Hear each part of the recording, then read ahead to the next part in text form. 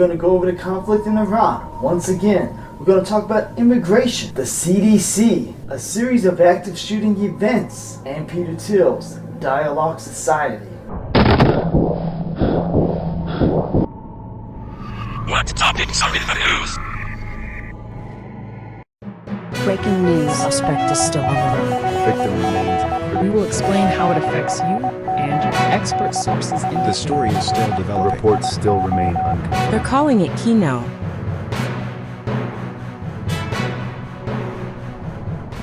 Reports have indicated that Donald Trump may end the war in Iran without a nuclear ban, but then he backtracked and said that he's not going to end the war unless he has a nuclear ban. Iran itself said they're not negotiating with Trump any fucking more, and there's a possible assassination attempt on President Trump. They tracked him down to the exact floor of his hotel. He bluffed an escape on Air Force One, but left on a catering cart. And President Trump has also stated that if Iran hits any more ships going through the Strait of Hormuz, he's going to destroy another power plant or another bridge. And he's even thought about annexing the Strait of Hormuz, which would probably bring us into World War III. USS Lincoln has not been resupplied in months. Turns out part of this is because Pete Hegseth has hid information regarding bases attacked by Iran, and these were critical in resupplying the USS Lincoln. Carolyn Levitt has came back to MAGA. She had to take a break because she just gave birth. And just in case you think Carolyn Levitt, being a mother, has changed her mind on the Epstein case, you're wrong. She still claims that the Epstein files are nothing but a Democratic hoax, and Trump isn't in them, otherwise they would have released them. But then if it was a hoax, why would they not have put Trump's name in there? I don't know. The mind boggles at it. It's an obvious government cover-up, and I'm tired of anybody pretending that it isn't. There's also some evidence suggesting that Blanche has been involved in witness bribery, evidence tampering, and conspiracy regarding the Epstein files. So I guess nobody's gonna come through to help out those victims after all. Other recently unveiled evidence has shown that Hugh Hefner, of all goddamn people, warned the FBI about Epstein and his connections. The FBI said, what are you talking about, man? Let's look at what's going on with the CDC. RFK Jr. has changed his mind. He's urging families to vaccinate their kids. Measles has came back. At the same time, Fauci's trial continues, and one of his subordinates has already pled guilty, stating that they plan to conceal COVID research information. There was a shooting at In-N-Out that has unfortunately left 3 people dead. Luckily, there was a Chad Second Amendment enthusiast who sent the shooter straight to hell. And speaking of shooters, Luigi Mangione is expected to plead guilty. Lauren Boebert's son has been arrested on child sexual exploitation charges. Of course, Lauren Boebert is the type of woman who would jack her man off in a theater filled with families and children, so I guess no real surprise. We also got to see Elon Musk completely crashing out in an interview after being accused of causing hundreds of thousands of deaths because of his Doge budget cuts. Budget cuts that end up costing more money than they saved. The United States budget has also ballooned to $44 trillion. Well, let's see what else President Trump has been doing. President Trump said he's going to move forward with eliminating hundreds of regulations for the Head Start education program. President Trump said he might have to use an executive order to go after birthright citizenship. Stephen Miller said this is okay because, of course, Trump has plenary authority over the entire United States. And I guess Stephen Miller has authority over President Trump. And now what's going on with immigration? I said they're going to only release their body cam footage if it shows them in a positive light. Everything else got to be under wraps. I don't know, it sounds suspicious. Now speaking of government surveillance, there's an increase in public backlash against blocked cameras, and many contracts are being canceled. But Exxon might take up the blocked contracts and start installing their own cameras. Now, as we're talking about billionaires and government surveillance and executive orders, let's look at Peter Thiel's Dialog Society. Now, I remember when this first came out in the news, it was a big deal for about 48 hours. Then everybody acted like it didn't fucking happen. There was no updates, no outrage. So Giraffe Productions is going to take a little peek at Dialog Society and see what broad implications it has for regular U.S. citizens like you and I. This is Giraffe TV. Peter Thiel's Dialog Society. Now let's head into the main topic of today's Giraffe Talk. Peter Thiel's Dialog. What is it? Who's in charge of it? What topics did they discuss? And who all has been invited to Dialog's events? The leak occurred in 2026 and was reported by Wired magazine. Dialog, the organization itself, said it was performed by a major US cyber criminal and they would pursue action against his attack. But according to Wired, all he did is fill out a form and they kind of just gave him a registry and a directory. So it sounds like they're just full of horse shit. Immediately, people will start covering their ass. Josh Brolin of The Goonies fame, Sophia Bush from One Tree Hill, and Joseph Gordon-Levitt from Dark Knight Returns would disavow their organization and say they were just checking it out, just fucking around. Others, like Powers Court Estate, said they wanted to cancel the event, but they couldn't because of contractual obligations. So what is it about his organization that got people so scared to even be associated with it? You watching Giraffe? The staff of Dialog Society. Of course, we all know that Peter Thiel is in charge of the organization. There's also Aaron Hoffman, the chair of Dialog. He was the founder and former CEO of SafeGraph, an organization that collects location data from mobile devices and has been accused of giving them to governments. There's Rafi Grinberg, who is the executive director, and we follow his LinkedIn page. We see that he was a board member for numerous AI companies. Of course, Peter Thiel himself, a bizarre reptilian creature that was one of the co-founders of Palantir, an organization famous for collecting data on citizens and reporting it to the government. Peter Thiel's philosophy is that Sauron from Lord of the Rings was the good guy, and he wants to turn Earth into Mordor, an industrial hellscape. There's Pamela Lucky, the co-founder of Anduril and Oculus VR, and Andreessen Horowitz, one of the main investors on Flock cameras. This is a Giraffe production. What is Dialog Society? So let's go look a little bit more into Dialog. What exactly is it? Well, it was founded in 2006. It's a private members club. It's low profile, has closed door meetings, and it's an invite-only event. Some people have said the vibe is pretty much a bar in Silicon Valley, and some people have compared it to Bilderberg, the World Economic Forum, or even Bohemian Grove. And some people have compared it to conspiracy groups such as the New World Order or the Illuminati. Although only about 200 people attend each event, it's claimed they have 2,500 members and only 1,000 of them are paying members. Now, how do they determine who has to pay to attend the event? Well, the Dialog staff utilizes AI to make a dossier of each invited member or potential member. Grades C are the most famous. Grade A are established but less notable. Most people are in grade B. They got a 1 through 4 rating, and it determines who is best at moderating a discussion, how valuable their information is, and how much they align with Peter Thiel's ideals. Dialog's politics are considered to be bipartisan but kind of lean towards authoritarian libertarianism, which is an oxymoron in itself. Low grades gotta pay about $10,000, but the higher grades get a bit of a discount. They're separating groups of 8 to 12, preferably they're all strangers. And the Dialog staff uses AI programs to separate people into their groups. So what topics does Dialog discuss? Well, of course, they talk about AI technologies, healthcare, politics, caregiving, relationships, mental health, the afterlife. So let's look at some of the particular subject titles. Money does buy happiness. Navigating World War III. Battlefield technologies. How's your sex life? Build a cult. Build a party. It's fun to be in charge. You know, I gotta take a little bit of an aside. This kind of reminds me of the UAC from the 2016 Doom game. So over the top and obviously villainous, you gotta wonder how people even sign up for an organization such as this. This is Giraffe. Invitees to Dialog Society.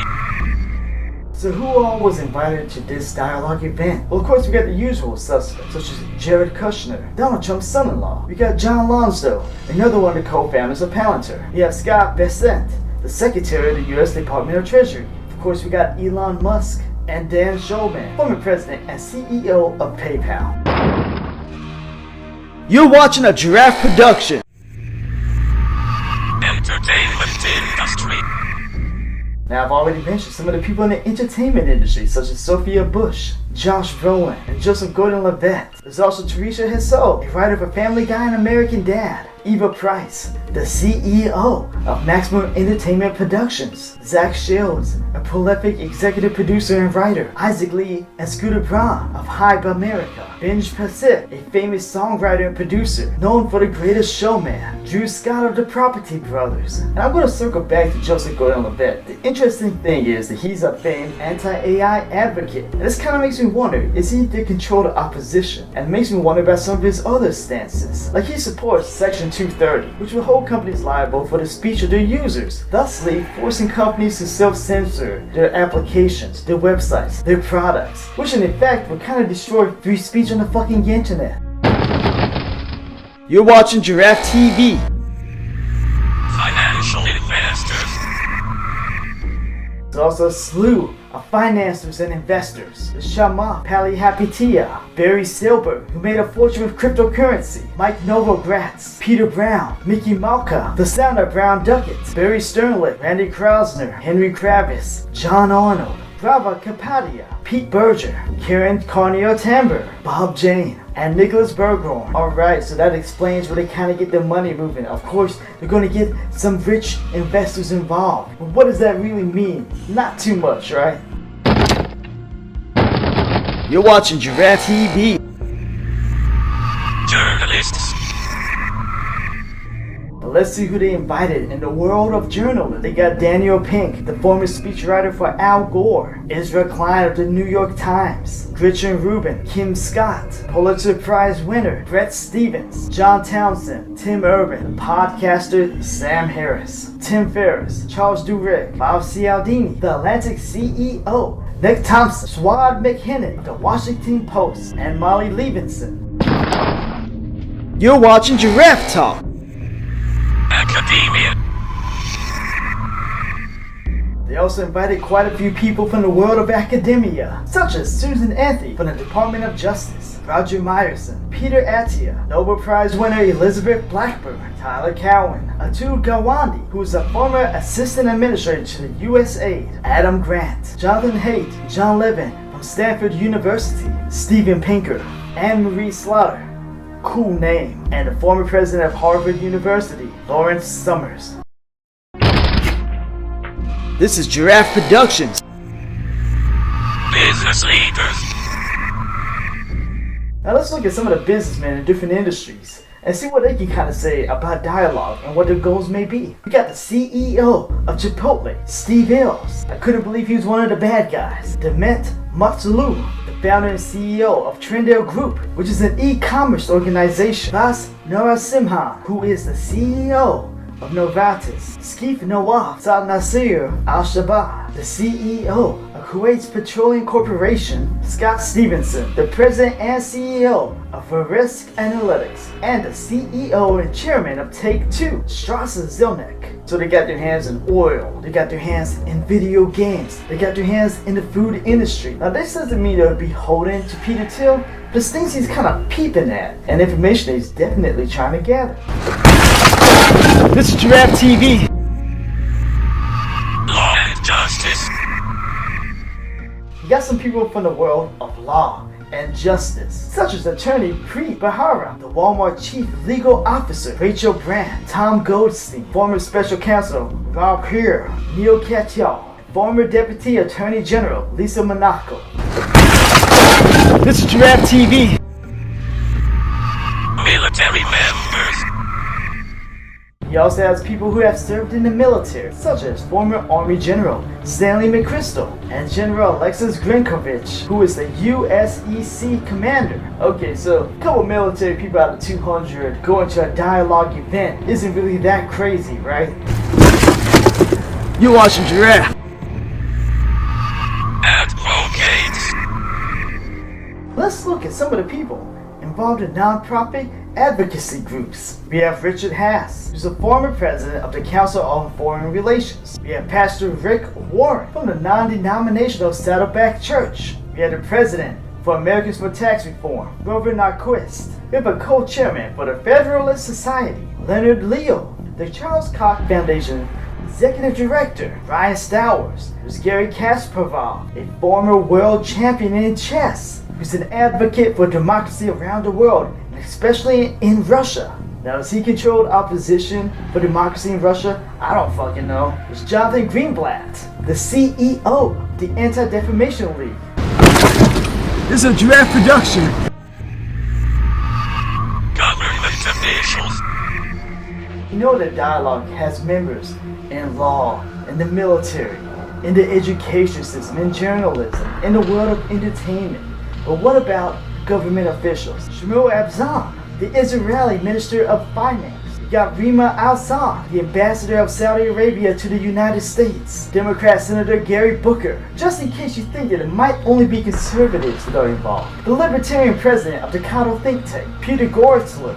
Senator Ted Cruz. I don't know how the fuck he was deemed important enough to attend an event, but he made it. The DEA Chief of Staff, Haley Hoffman. The Independent Senator Lynn Ruan. The German CDU politician, Jens Spahn, who really gave an early push to Palantir. The Minister of Saudi Arabia Intelligence, Turkey Al-Faisal Al-Saad. The former Secretary of the U.S. Department of Housing and Urban Development, Julian Castro.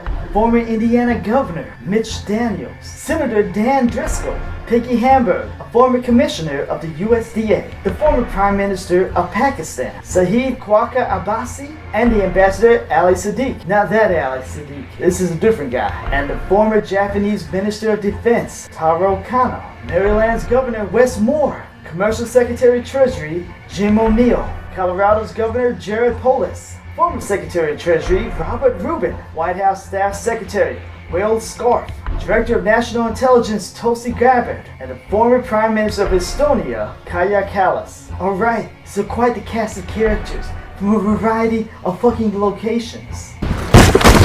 This is Giraffe. Tech and industry leaders.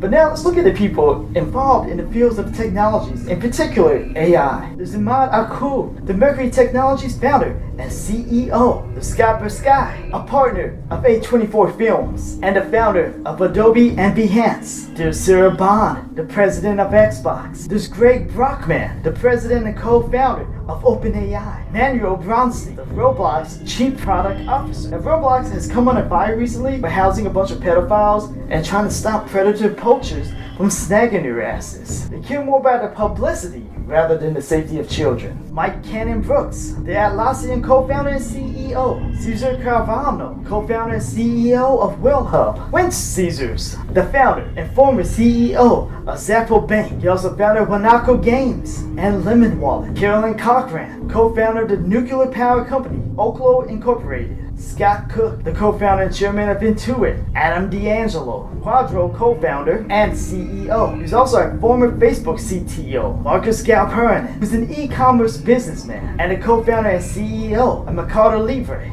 Servant Hacker, another cool name. Co-founder and CTO of Duolingo. Reid Hoffman, co-founder and former executive chairman of LinkedIn. Brian Johnson, billionaire vampire who's trying to achieve immortality and came down with an autoimmune disease. He's the founder, chairman, and CEO of Braintree, which acquired Venmo. He's also the former CEO and founder of Chrono, which studies brainwaves. Basically, his thing is he's trying to find a way to become immortal because having all the fucking money in the world is just not enough. He needs all of the goddamn time in the world as well. Jason Kwan, Chief Strategy Officer of OpenAI. Chris Larson, co-founder and executive chairman of the cryptocurrency company Ripple. Howie Liu, founder and CEO of Airtable. Neil Mahan, a YouTube CEO. Jonathan Ross, the founder and CEO of Grok. Not the Grok you're thinking of. This is another Grok of a Q in the name. That's also an AI company. Mario Slaughter, the CEO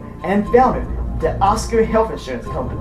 Eric Smith, a famous Democrat shill, really supported President Obama, and one of the wealthiest people in the entire fucking world. He was the CEO of Google and Alphabet, and the founder of Schmidt Futures. Peter Schauble, the founder of PsiQuant. Charlie Songhurst, Meta board director and former Microsoft head of corporate strategy. Well, I hope they ain't taking advice from this asshole. Astro Tiller, director of Google X. Siobhan Zillis, director of Neuralink. Lisa Grabowberry, the Google Global Vice President. Tom Lowe, Global Affairs of Google DeepMind and Michael Saletto. Anthropic's Global Affairs. You're watching Giraffe TV. The world is a dark and uncertain place. So this video only went over about 200 of the leaked names of the 2,500 members, but seeing the large variety of positions these people have makes me wonder what other powerful people are involved and what is their overall goal. What are they planning? What are they talking about? The subject matter concerns the afterlife, religion, technology, business, being a ruthless leader, establishing cults, establishing political party, potentially overthrowing governments, navigating World War III. And these are assholes who are chasing immortality, using surveillance technologies and AI to monitor people, to replace jobs, to increase the stranglehold on the populace. Many of these people are trying to build underground bunkers to survive the apocalypse. And what's with all the overlap with Dialog members and the suspected Epstein client list? And how does this tie into Palance's stated goal of surveilling the public? And is Dialog's ties to different journalistic companies the reason why this story kind of died out after like 3 fucking days? Does this have anything to do with Dark Enlightenment, which is the philosophy that governments need to be pretty much destroyed and companies should be allowed to make corporate city-states? What is Peter Thiel's ultimate goal? You know, he's definitely a fan of collecting people's data and building an infrastructure to tie in different government databases. Finally, are we ever going to get to the point where we tell these billionaire CEOs and these corrupt government politicians to fuck off, shove it up their asshole,